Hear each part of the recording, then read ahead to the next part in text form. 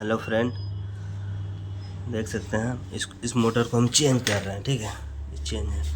यहाँ पे नट है, इस नट को खोलना है, इसके मदद से खोलना है। ठीक है, देख सकते हैं ई पे है,